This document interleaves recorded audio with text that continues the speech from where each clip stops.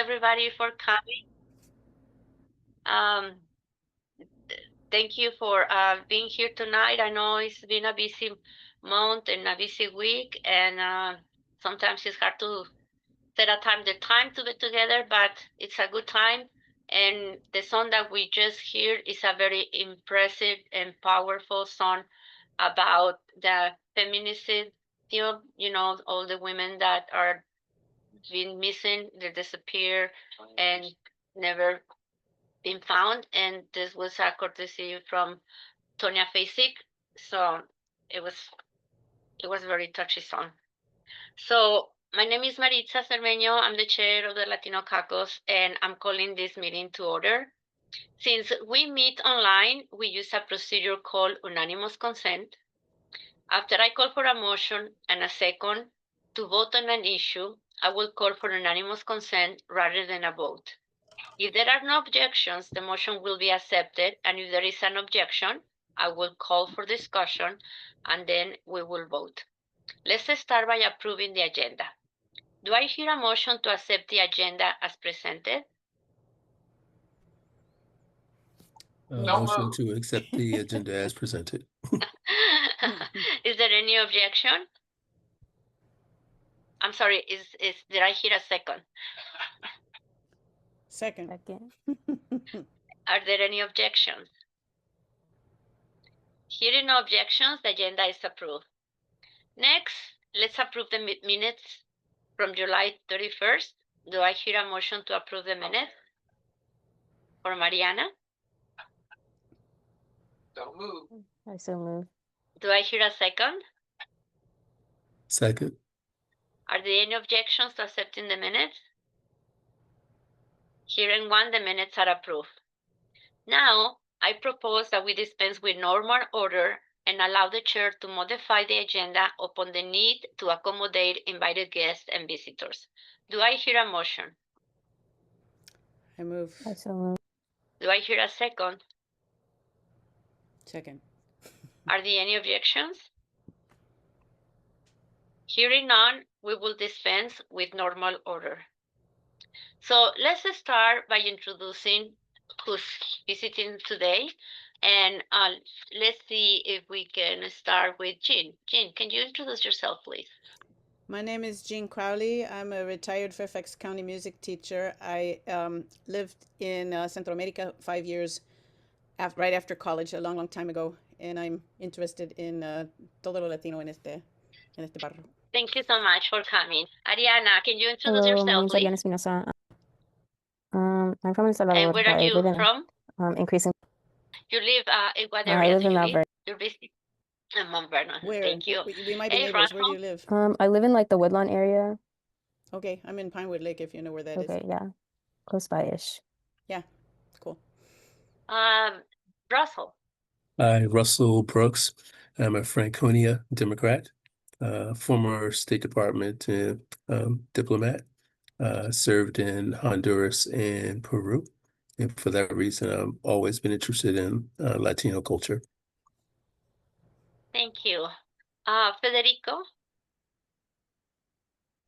I'm Federico Cura, and I'm in the Democratic Latino Organization of Virginia on the board, and so I've been interested in Latino issues for a long time, and I'm looking forward to a great speech or presentation by Saddam. Thank you. Thank you for coming. Luisa, can you introduce yourself, please? Yeah, hello, I'm Luisa Lopez. I do immigration law. I've been working with survivors of domestic violence for the past 2 years, doing legal and direct services. I'm also helping out Tim Sawinski run for Congress and Adam Dunnigan in District 8. Oh, thank you. Christopher, thanks for coming. Thanks for coming, Lisa. Christopher, can you introduce yourself, please? I'm here, yes. Hi, Maritza. Hi, everyone. My name is Christopher Concepcion. I'm here, you know, in many capacities. I'm treasurer of the Arlington Democrats Latino Caucus, as well as the state director for Virginia LULAC, which is the League of United Latin American Citizens. And I'm really happy and excited to be here. So thank you for having us and putting us on, Maritza. Thank you so much, Chris. Tarasia, can you introduce yourself, please? Hi, Maritza. This is Tarazia. Good to see you, gorgeous. Prince William County Latino Caucus. I am the political director for D-Love.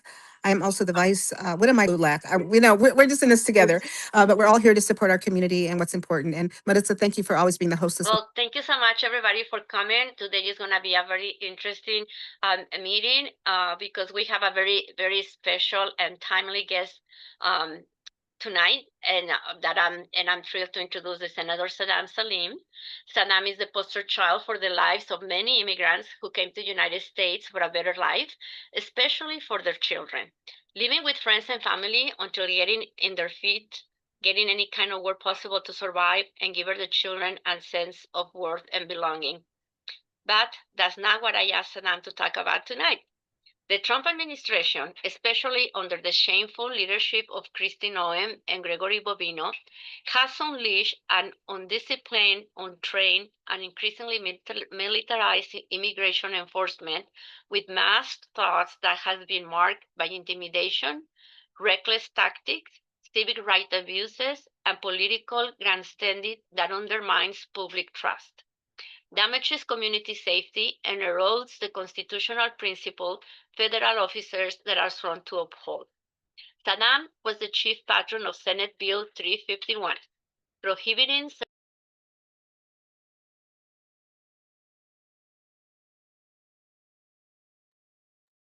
Marissa, I think you went on mute.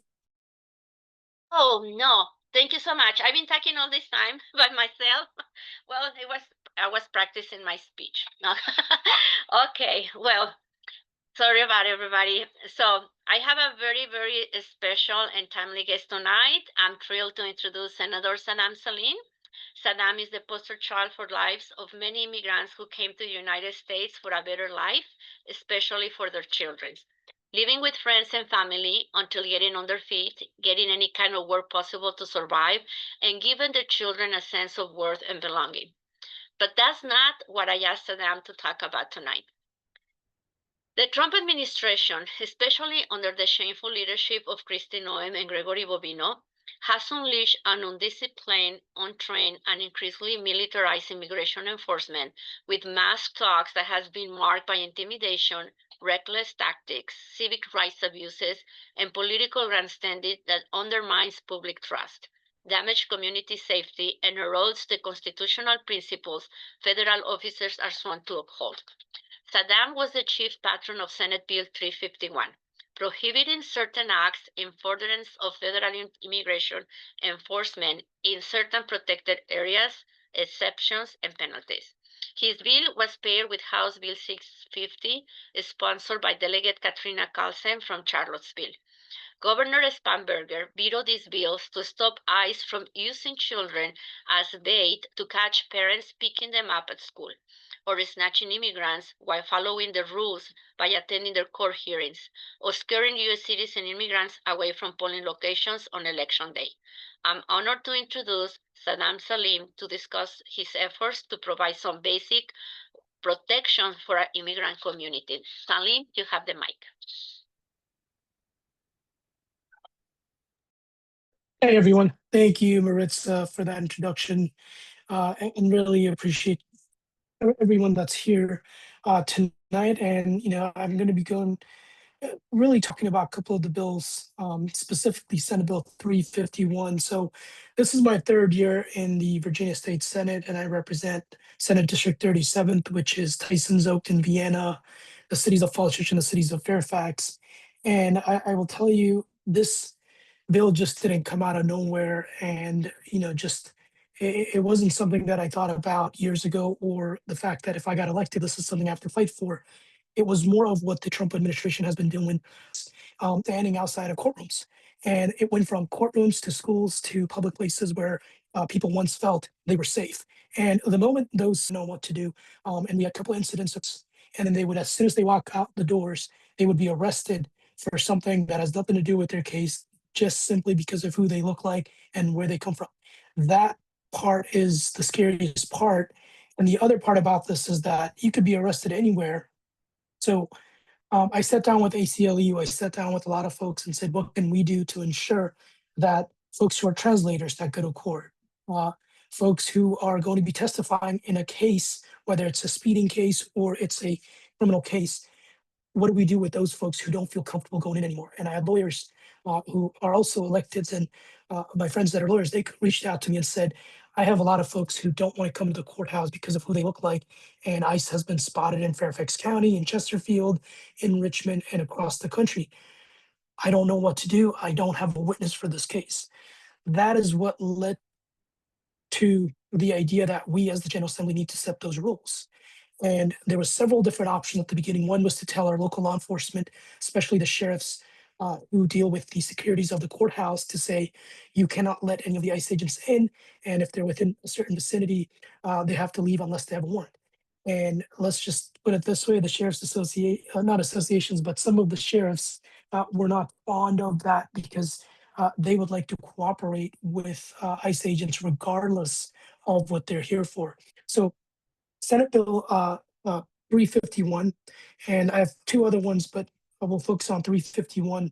In this session was the Courthouse and Sensitive Location Immigration Enforcement Bill. It was to ensure that we prohibit certain federal immigration arrests in protected places like courthouses, schools, state hospitals, and specifically polling place without a judicial warrant. So what we're simply asking ICE and the federal government is, you have to have a valid warrant in order to make these arrests in a place where people actually go into a courthouse to say, I committed a crime. I just want to know what I have to do as part of this, the punishment, or as part of a deal that was made. And we got that bill through during session where we made multiple iteration of the bill from, do we want to include polling places? How many feet do we have to include? And of course, with courthouses, is it at the entrance versus where does that start, at the parking lot, or does it start, as soon as you enter within the jurisdiction, a mile away from a courthouse? Those are some of the things that we had to look through. And I sat down with Fairfax County Public Schools, just down the road from me, Grammar Elementary School and a few of the other elementary schools. And I simply asked, how many kids are not showing up to school anymore, and what do they look like? And I can't tell you how excited, it was a sad moment with excitement where she just wanted somebody to hear that a lot of our immigrant students are now coming to class because they're fearful that their parents might get arrested. And the parents don't want to drop them off because they're not sure if ICE agents will be across the streets or near school. That led to adding the school component in there. Elected poll greeters and election officers that I talked to across the Commonwealth said the same thing. We are not sure what this administration is going to do on election day. Is there anything you all could do to protect us? So that's what this bill does. It's really a bill that came together as a discussion with many community members, many folks from polling places, from hospitals, from local government, along with ACLU, and of course, my colleagues, the governor's people, the AG's folks. Without having this conversation with every single person, I think I spent maybe 2 months, and I was around this time last summer, I was in a call with ACLU as I was driving down for a conference for about 3 hours away. Spent about an hour on the phone trying to figure out the details of what this bill would look like. And the bill was specifically very simple.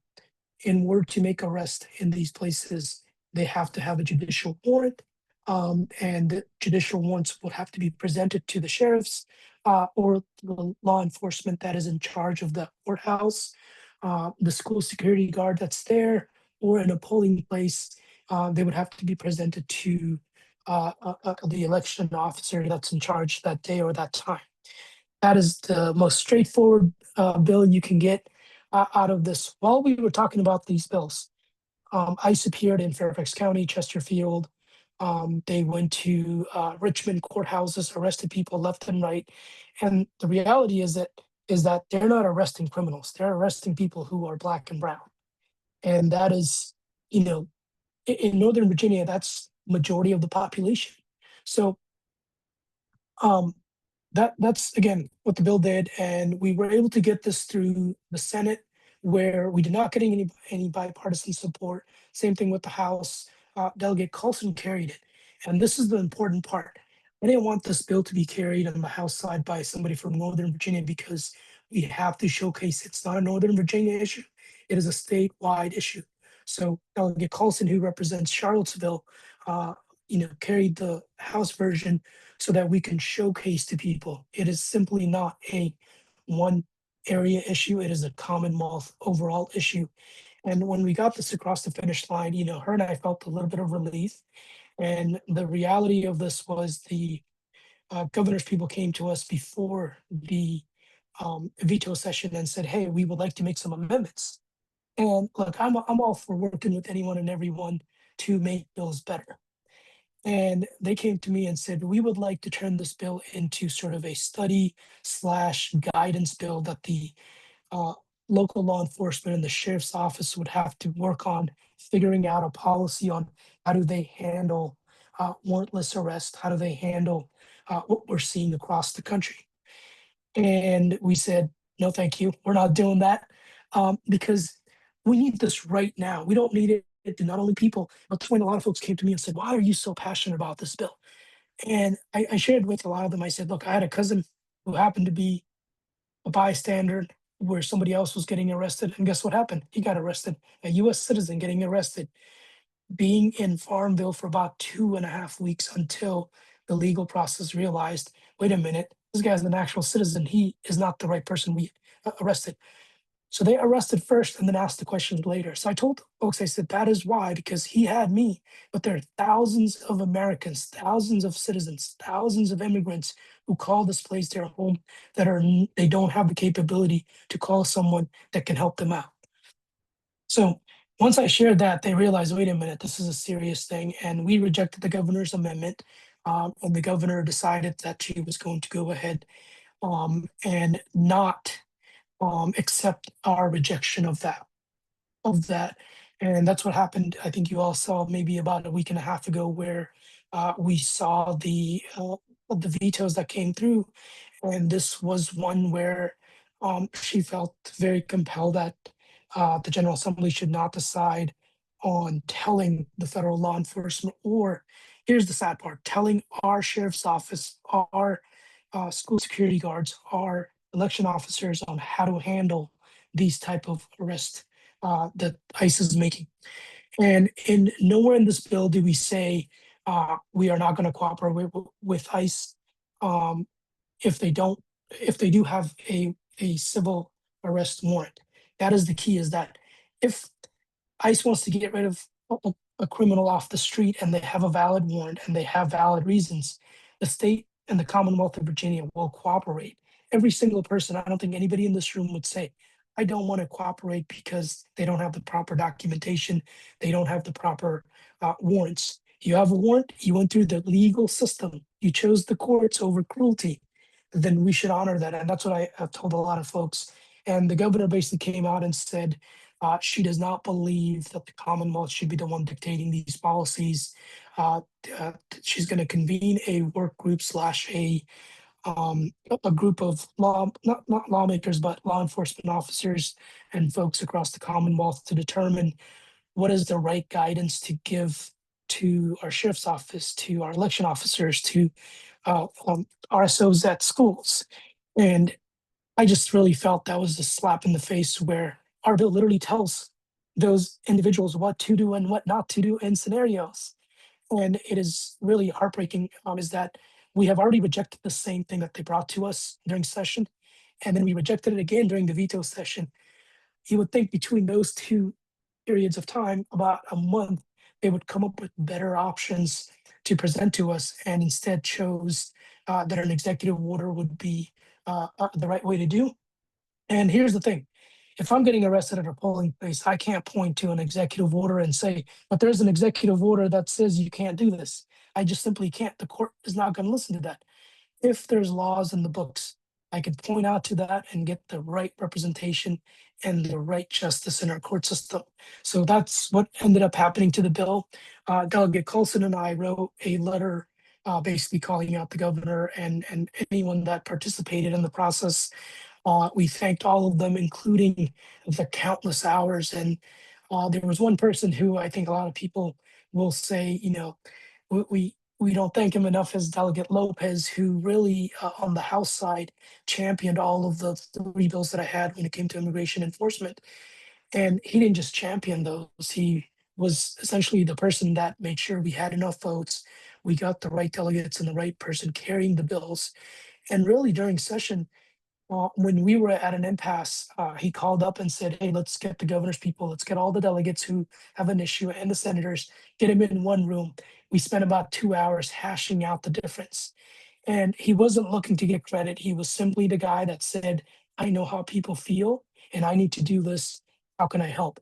And that level of commitment, I couldn't get from any other uh, elected at that moment when it came to the specific issues. And I know we don't mention him a lot in a lot of these bills, uh, but it was really a team effort when it came to and a lot of Virginians, including folks who have been here since they were born, generations have been here.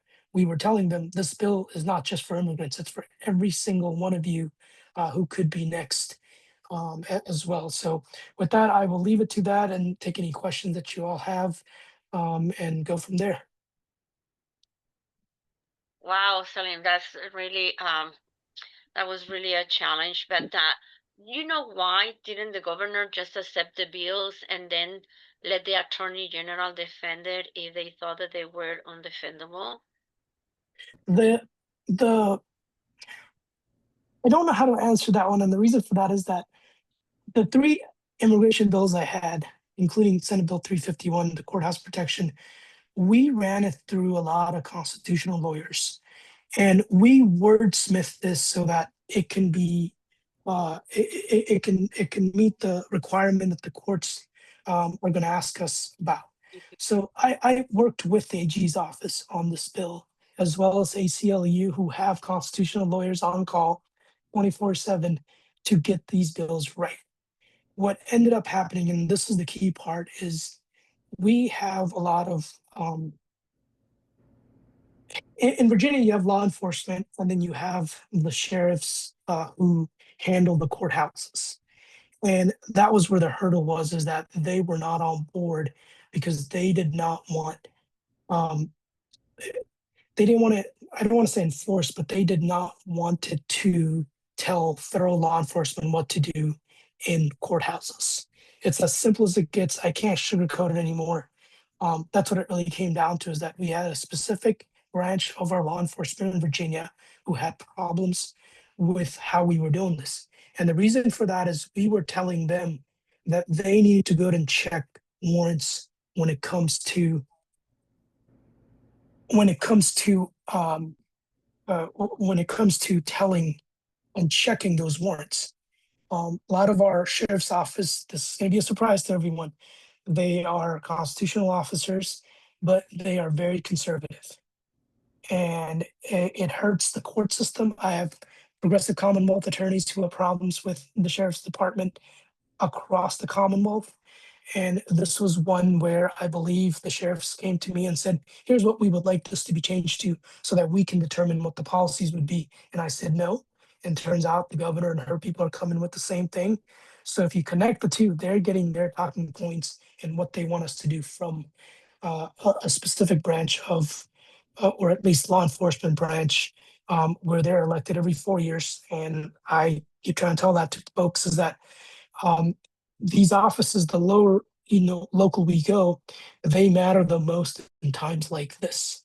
So yeah, that's really the real reason. I wanted to sugarcoat it to a different way, but I felt, with not only with a small group, but with a large group, it was necessary to tell you all how it really is.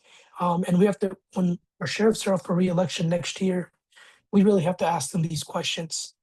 And I'm not going to take part in any of them who don't answer these to protect their constituents, to protect the Virginians all across. It can't be just talking points anymore. Thank you. Russell, do you have a question? Yep, you're muted. Thank you for, thank you, Senator, for coming before us tonight. I'm familiar with your three bills. It sounds as if the governor basically made a political choice. She or her team chose to retain the support of those members of the law enforcement community that had objections. And in doing so, she let down one of her constituencies. If I'm wrong, please correct me, but that seems to be the case. And so I have to ask you, what happens next? I know the governor, in some respects, disappointed a number of constituencies over the past few weeks. So what happens next? And were members of the General Assembly surprised that she made these choices? Yep. So, you read it exactly how I thought about, and you know exactly how it went down in which branch or which agency that she was listening to. The other part is we are actually inquiring about what is this executive order going to do? How is this group going to be formed? And the thing about the governor giving out an executive order is that it does not require the General Assembly to be involved in any way unless asked to be involved. So that's where I think we're waiting right now to see what is the action that they're going to take. And I'm not going to wait for the governor or any executive branch to say we're not doing anything. I've already, reached out to Delegate Coulson to say, what can we do to start the process of bringing this back, this bill, making it a little bit better and for next session, because regardless of whether it's right now under Donald Trump or in the future under anyone, I still think this is the best law that we need to get on the books. We don't have to wait until an incident occurs to do it. We have to do it now, and that's what the next step is. I'm going to be working with the delegates, ACLU, and some of the other folks and really figuring out what that next step is going to be on bringing this back.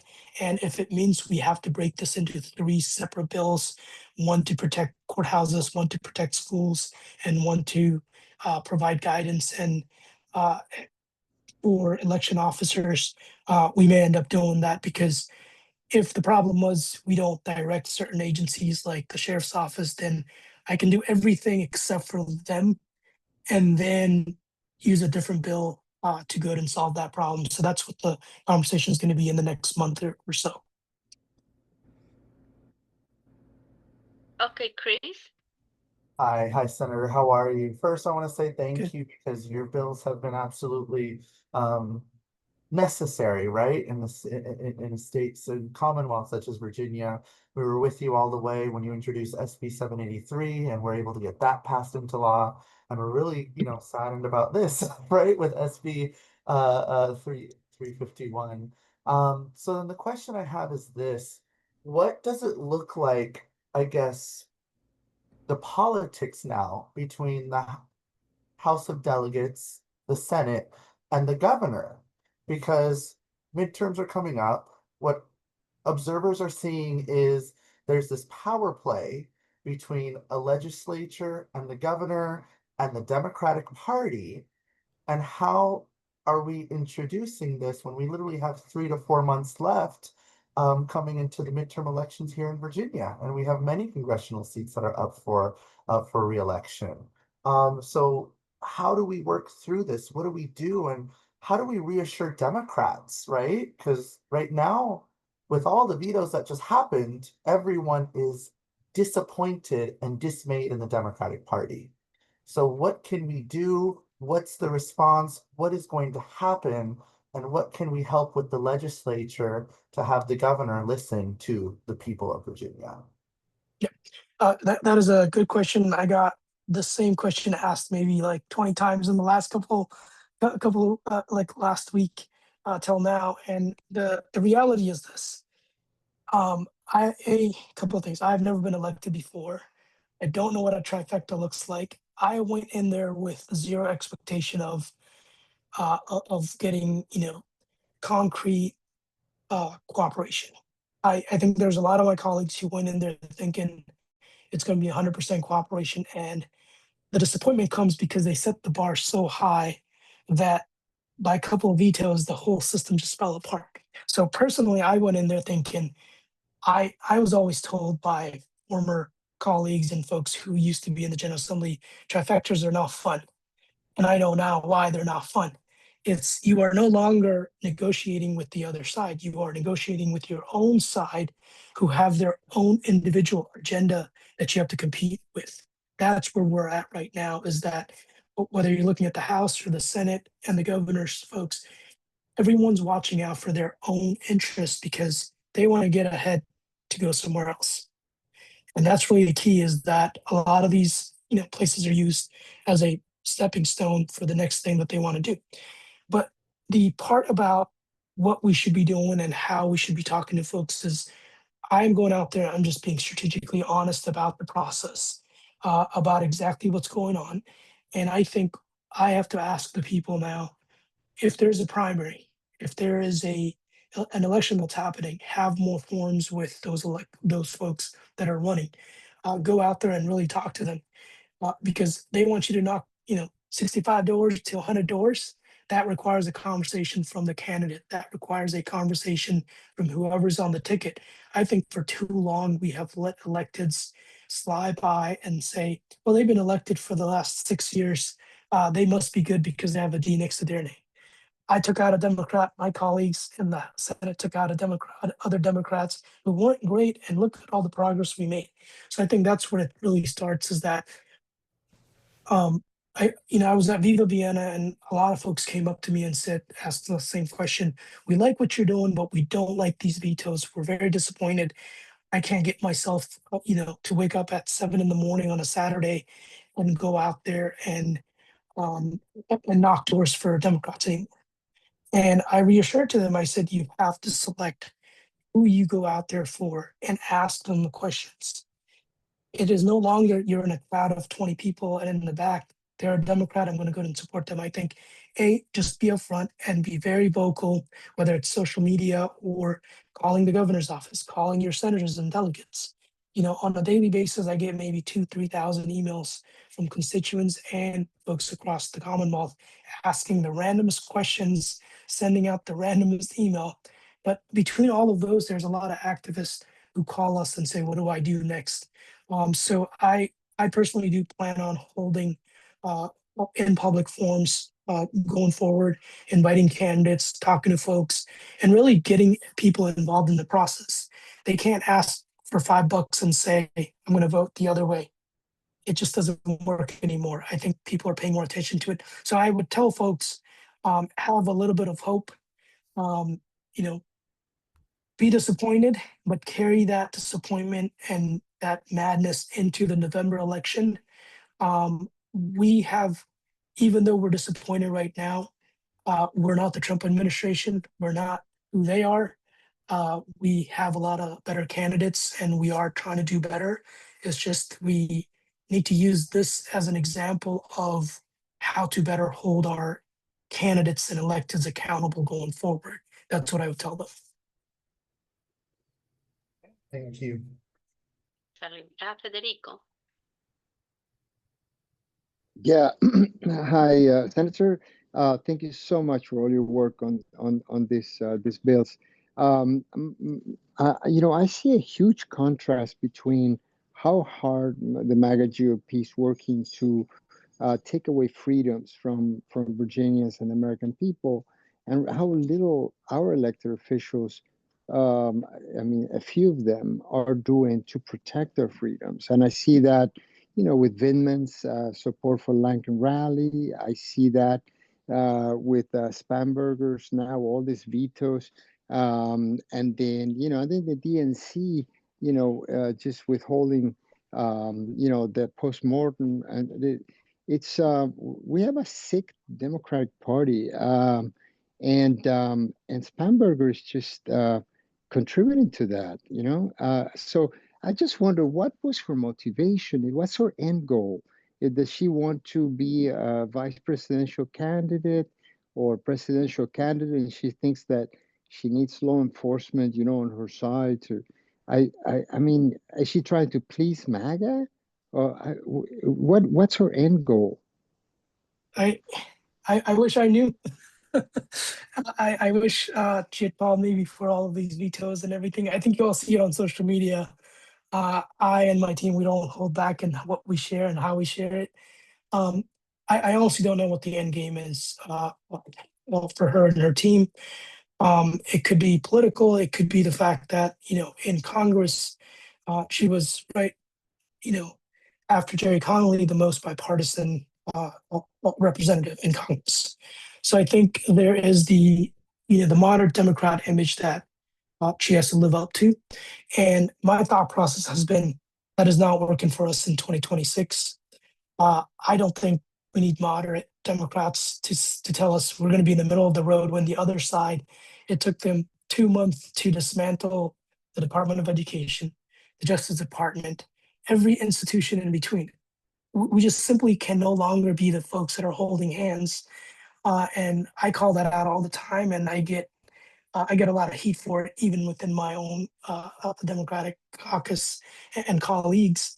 But the reality is this: we should have done what Trump and his trifecta did to the United States government. We should have came in Virginia and said, we are going to set not only guardrails, we're going to call in the National Guard ourselves, and we're going to make sure none of the National Guards under Trump comes in. We should be the folks that are saying, instead of trying to police Trump when he threatens us, saying he's going to cut off our funding, what we should be doing? We should have said, we're going to go ahead and withhold paying our taxes and see how long they can do that. If you have enough Democratic states, get 20 of them. They all do this for 1 month, the whole economy collapse. And the federal government is going to see the ramification of that. And now they have to work with us. We are right now, I don't think a lot of people see it. We're not, people are like, oh, we're not at a civil war. We are at a political civil war right now. And within that civil war, we have a fight within our own party. So I honestly don't know what our angle is. There are a lot of names that are being loaded for candidates for president. That's coming up next in a couple of years. And we saw that with Biden. We saw that with other folks where we supported and got something different.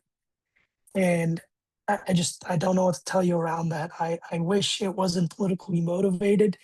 Every single one of the bills that I do, it was never about political motivation. It was about, how do I make someone else's lives better than today?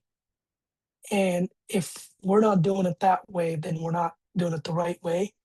And the other thing is, I don't owe any of my colleagues anything, because they didn't put their backing behind me when I ran. So I can play that card and really run with a lot of these comments and a lot of these ideas. And right after the redistricting, I think what we should have done was fire every judge. And if we have to spend 2 weeks replacing 500 judges in the Commonwealth, we should have done it. Because if the shoes was on the other foot, they would have done this and called it a day, done it in a midnight. So that's what I'm going to be, pushing on my end. And I do expect, my team and I are going to be trying to get a meeting with the governor soon to really talk about what just happened, because I had a couple of other bills that got vetoed that I was reassured would go through, and I was just shocked. So I think there's a miscommunication somewhere. And the other thing is, the governor has never legislated in the state legislature. So when you look at Youngkin, who came in from a business side, his party, and I talked to my Republican colleagues, had issues with him because he would never call them, he would never work with them. Prior to that, when you look at Northam, when you look at Terry McAuliffe, when you look at all the other ones prior to that, they were either in the Senate or they had a role as an AG or something where they had time to work with the state legislators. That is different than what you do in DC. DC, I actually called some folks before I was running. I plan on running for Congress, and they said, show me a congressman, pick anyone, and I will show you in 8 years how many bills that they passed or they introduced. And the strangest thing is we picked somebody who we all know, and it was simply one bill was passed in sort of an 8-year period. And they came to me and said, is that what you want to do, or do you want to get things done? That level of DC circus does not work in the state legislator side. We have to have a balanced budget all of our bills have to be signed. If they don't sign, by the way, this was an option. If the governor does not sign or does not agree to our veto, she can just leave it on the table and it becomes law. I don't know why that option was not used. To me, that if I was the governor right now and I was in the same place, I would have put all those ones that I thought I was going to veto to the side and let them veto. So again, I don't know what the motivation is. And for the first time in the history of the Commonwealth, I think prior to the veto session, your own party's governor does not veto your bills. They sent, changes. But for the first time, we have 3 Democrats who got vetoes before the veto session started. And apparently that made history. We are now 4 electeds who ever had vetoes from their own party in a trifecta to ever have a veto. So it's just the wildest thing. Again, I don't know what the motivation is. It definitely makes it look like we're dysfunctional. We don't know what we want to do and what we want to accomplish. We had a game plan at the beginning where we know we need to get certain things done, and we were going to do them in a 4-year segment so that we can take the wins, get reelected, and continue those wins. But between all of that planning, the shootings happened. There was an urgency to get all these things done, and I think that conflicted with that agenda, and that's why we were here. So I feel your pain. Wow, thank you. Jean. Hi. Thanks for everything that you're doing. It's pretty impressive. I'm a teacher. I'm going to back up to something you said almost at the beginning of your talk. My thought when you were talking about having this huge, all-encompassing bill is, why don't you split the things up? Because people can deal with parts, something that deals with them. My daughter is actually the director of student services at Annandale High School, which has about, I think, 60 to 70% Latino. She said her school has a big problem with attendance, that kids have disappeared. And in the county, in Fairfax County, the richest county, best school system in the whole country, 5,000 students are not going to school. That was a month ago. I'll bet it's higher than that now. Why don't you go to the school board with that kind of information and say, you're doing something really wrong here, that this many students are afraid to come to school, if that's indeed why they're not coming. But we can only assume. Everybody was happy before and now they're not. So that was my feeling, is that, if you can't do the whole thing, then indeed break it up and go to the specific people that deal with the SROs and the and not just, because their jurisdiction, I think, is on the school property. You have to have somehow there needs to be a way for the parents to walk their kids to school, that kind of thing. But that was my gut reaction, is that you need to split things up. Yep. So I'm so glad you brought up that point, because I've been wanting to share that part of the story. Is that originally originally I started all 3 of these bills, and they had different components. And then the specific courthouse bill did not have the schools, did not have the polling place. A couple of other bills on the House had those. And there was a misguided disagreement on which ones would go forward. And as a result of that, my bill was taken. And when it went to the House, it sort of got combined with 3 other separate ones, where I only started with courthouse, knowing that other folks were going to do the schools and all that separately. And I think we were given the guidance, at least the notion that, hey, if you just put them in one bill, you have a thumbs up, and we're gonna get this across the finish line. And we did, which was great. We did it. That was the guidance. I think everybody was on board. I had the respective executive branch representatives in the room when all this took place. But as soon as session was over, I don't know what took place between those 2 things. And again, like I keep saying, there's a specific law enforcement branch that had issues, and had we taken out courthouses, I think this bill would have been fine. And I always go back to, we already had it in 3 separate versions. That's why the House version of this bill has, like, I don't know, 12 patrons, chief patrons, as a result of that. The other part is, there are certain things where I think school board members came to us and said, How do we deal with immigration enforcement when it comes to the supremacy clause? And my conversation last summer with some of the school board members was, what can we do from the state side to allow either, the ability for you to go out there and do your own enforcements, or do you want guidance from the state? And I think they were asking for guidance from the state because of the liability issue that would rise if individual schools had their own policies or localities had their own policies that contradicted what the federal government was trying to do. That is how we came to the conclusion. And Senator Pekarsky actually has a different bill that prohibits school systems from sharing data and location of students with federal law enforcement, specifically ICE. So we worked it in different components. One was the data, one was the physical location, one was the public safety component, which was 351.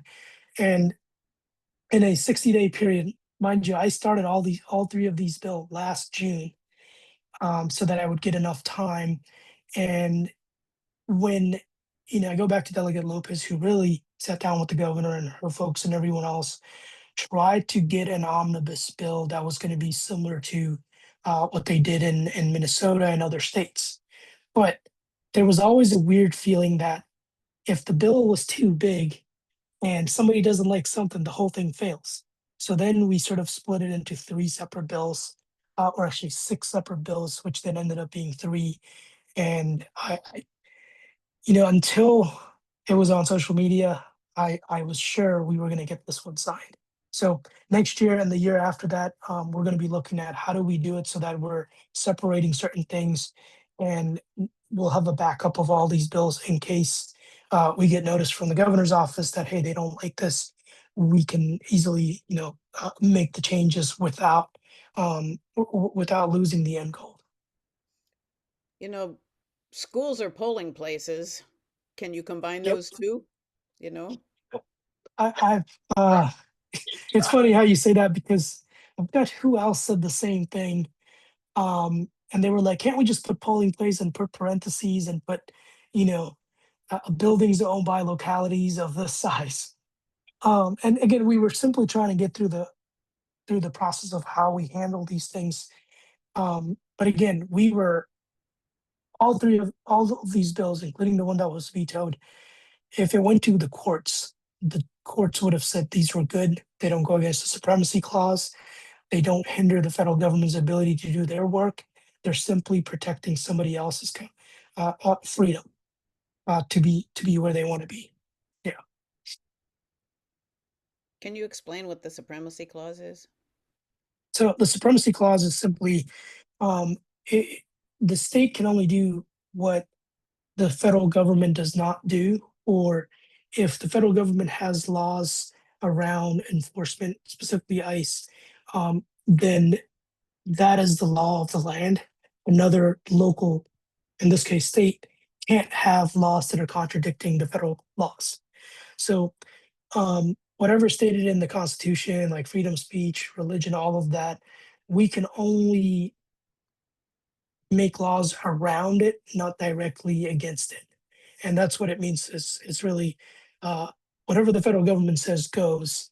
And if the state wants to do something, they either have to be on the sideline or they have to be attachments to existing federal laws. And it's the same as the Dillon rule state, which we are, where if we don't give localities the authority to do something, they can't do it. So that's what it really means. And that's why that's another part of the school board, is that they cannot make their own policies unless we give them the ability to create guidances around immigration enforcement. And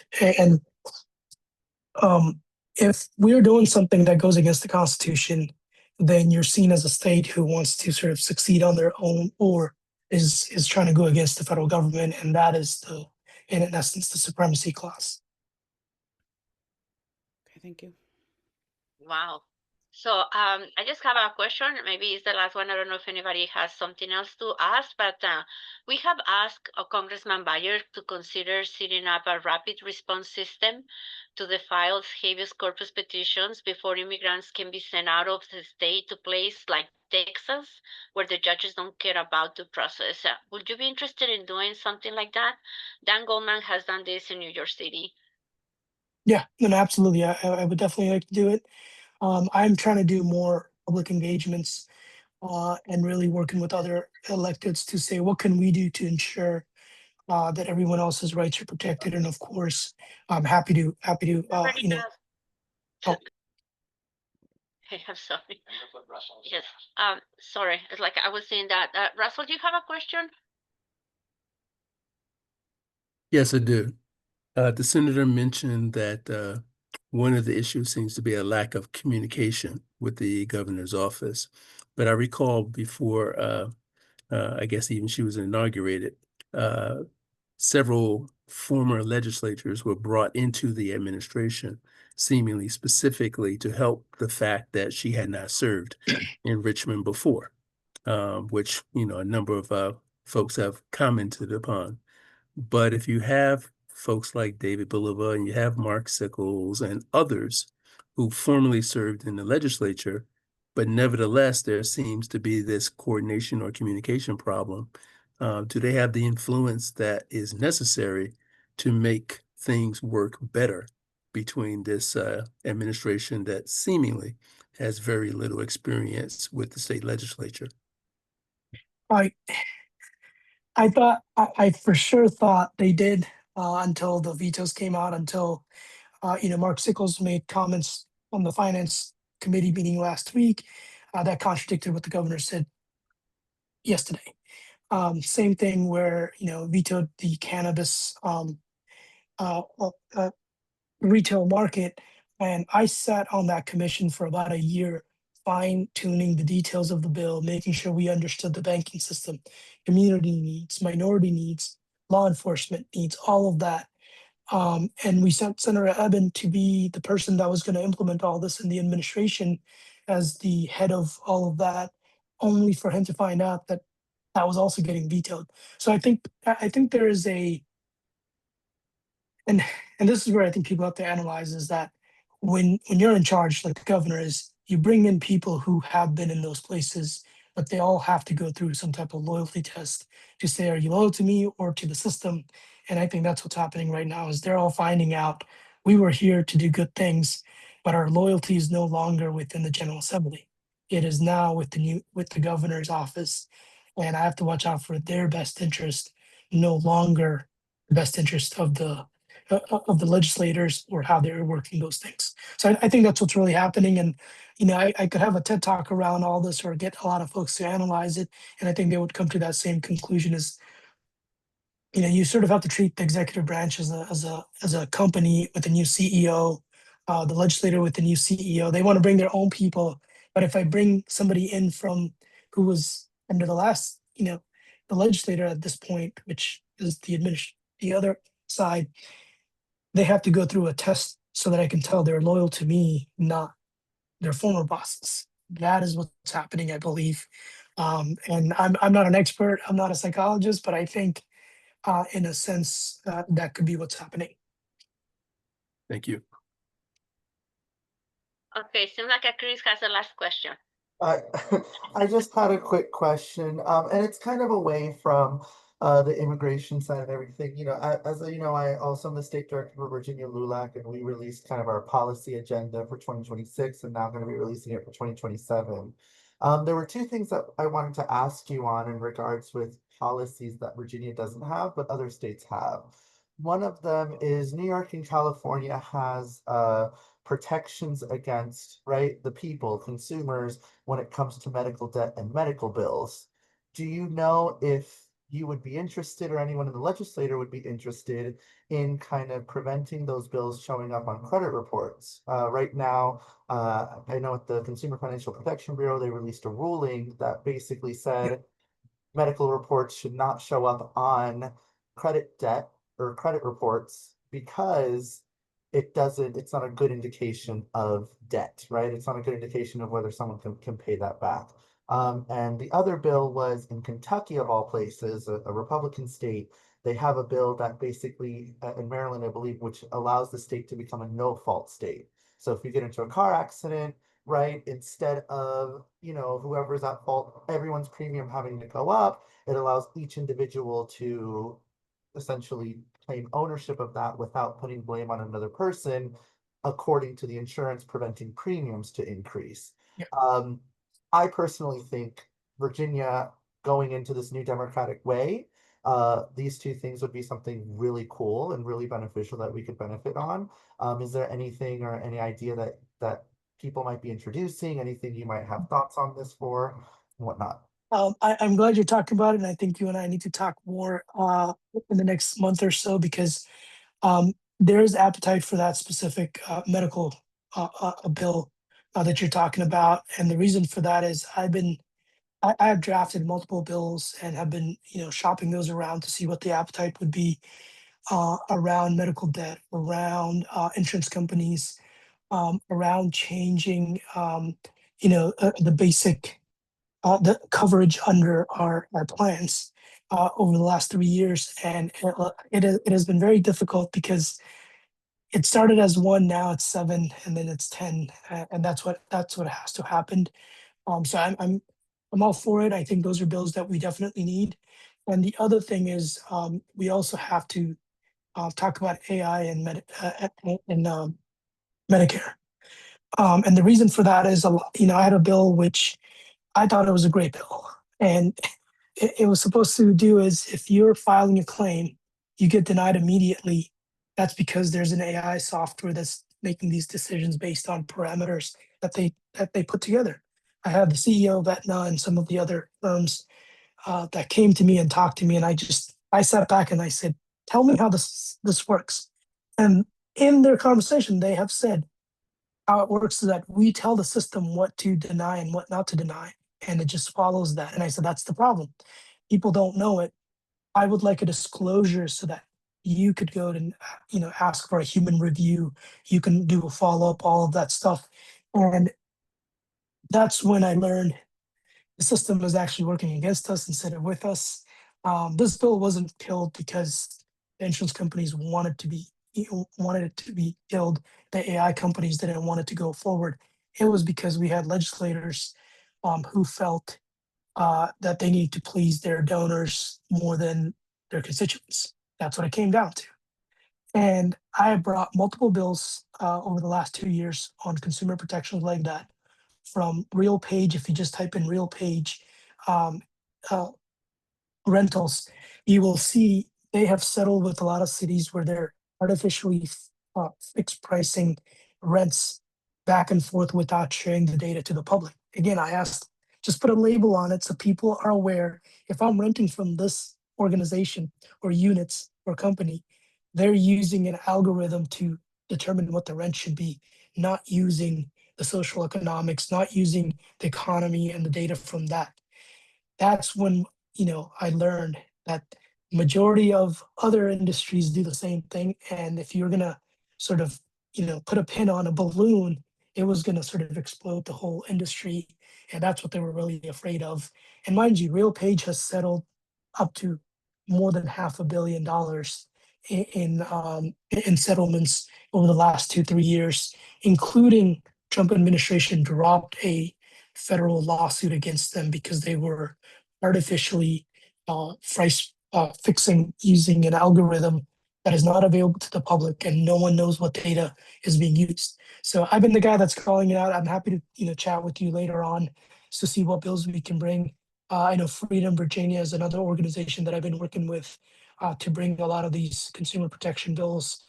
It's just when the bills get introduced or they get to a committee, surprisingly the support for it drops because folks have had interactions with these big corporations and pharmaceutical companies and insurance companies. So that's what it really comes out to. You just need to elect more folks who are progressive, who don't care. And in the last 3 years, made, including the assault weapons ban, in 3 years to be able to get almost everything done except for maybe like 2 things.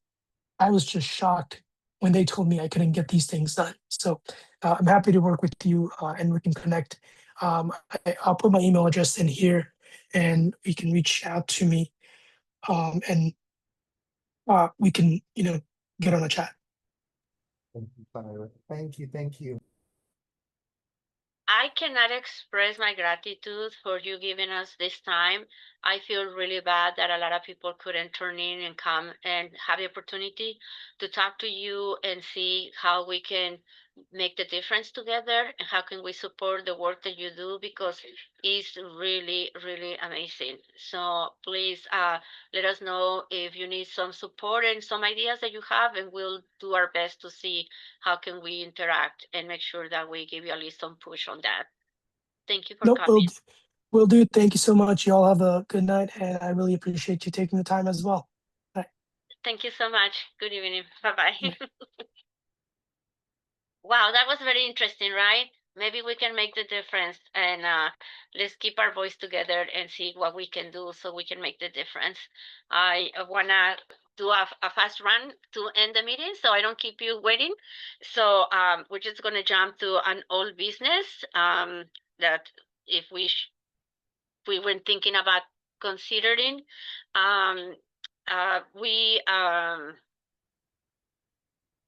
We want to remind everybody that the FCDC Blue Business Dinner is on June 14, and the prices are going to increase beginning on June 1st. So I want to mention that as a Latino caucus, we always provide a Cantina Latina basket for the silent auction. We're still looking for donations, even cash, liquor, wine, or food, snacks, tableware or decorative items for the Cantina Latina basket. So if you will be able to help us, give us a little amount, a little items, we'll really, really appreciate it.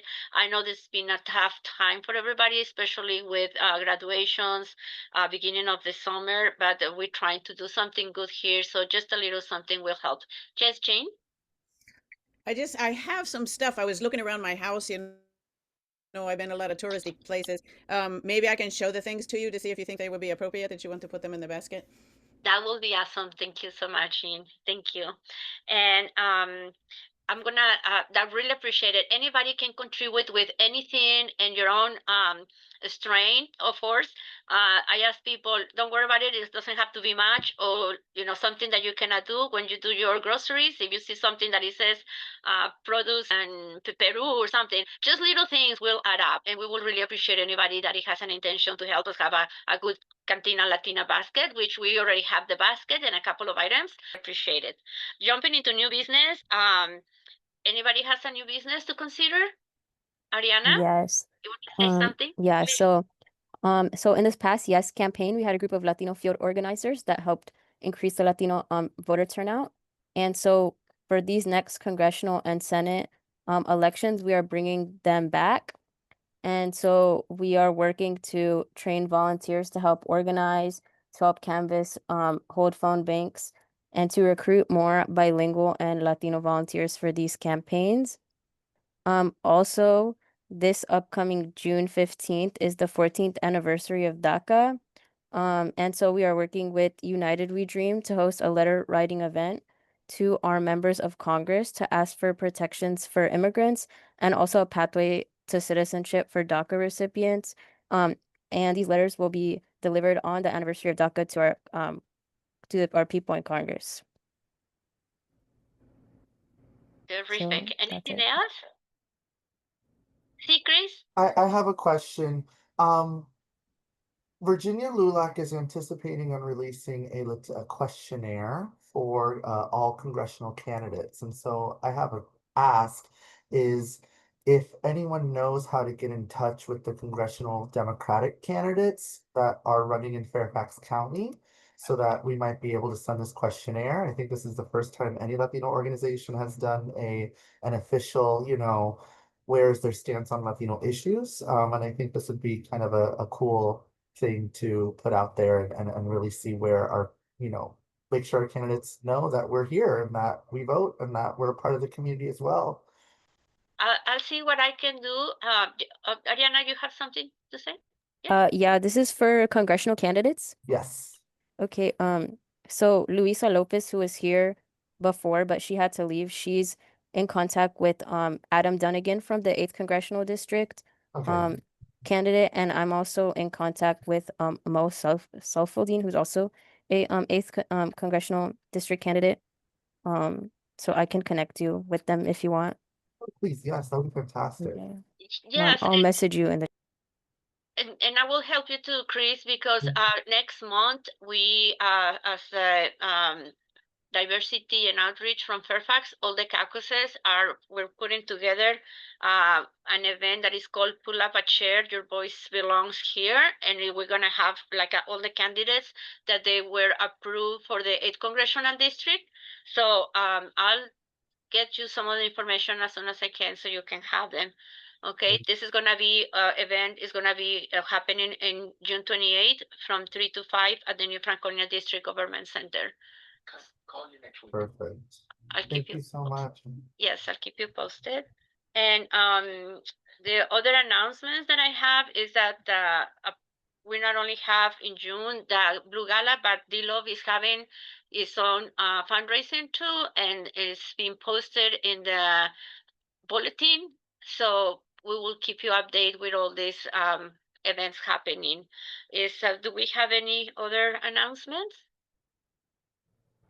If not, I'm adjourning this meeting. Thank you so much for coming. I really appreciate that you take the time to have this opportunity, and I'm so happy to see that you came. And I just love to work with you together. Join us for a happy hour. So go create a glass of wine if you can stay and just be with us. I have a special video play in honor of Renee Goody and Alex Pretty. So I would really love for you to see it. Thanks for coming. We remember Renee Good. She was doing what she could to fight for our democracy and to keep our country free. And we remember Alex Pretty, always standing firm and steady. His last words were, "Are you okay?" They shot and killed him anyway. We will not stand for it. We will not take this shit. We will not stand for it. We will not take this shit. We will make a stand. We will defend our land. We will make a stand. We will defend our land.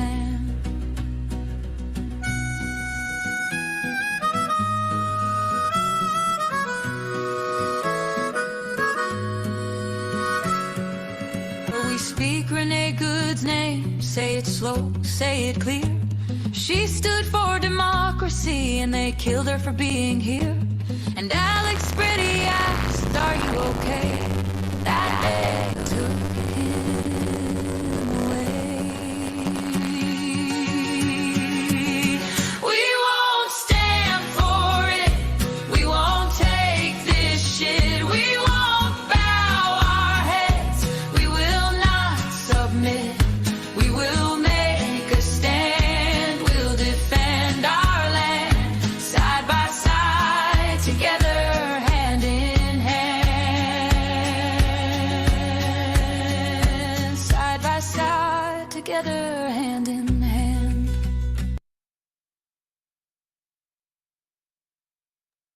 Very incredible, right? IG generated. So AI. Wow. AI, yeah. The guitar was bad, but the vocals were good. Yeah. Think.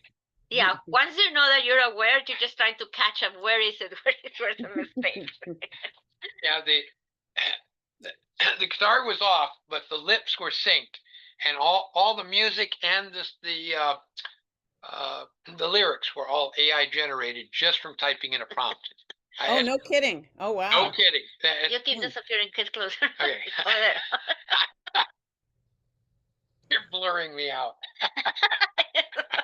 There you go. Yeah, that's where AI is taking this. They Ariana, wrote the tune. AI wrote the tune and everything. just from typing in a prompt. Exactly. Wow. Yeah, That's kinda Ariana, this is the future you're looking forward to. Thank God I'm going to die before it gets there. Okay. That's distressing as a It music is teacher. That's distressing. distressing, you know. Who knows what's happening out there that we don't know, right? Mm. If we can see something like this now, right here, oh my God. Yeah, it's pretty incredible. Pretty incredible. I'm gonna stop the blur so we can be together. Okay. You So can start the recording what now. was that? Oh yeah, I gotta stop the recording. Was that a great meeting? God, was he terrific? He's pretty good. You know,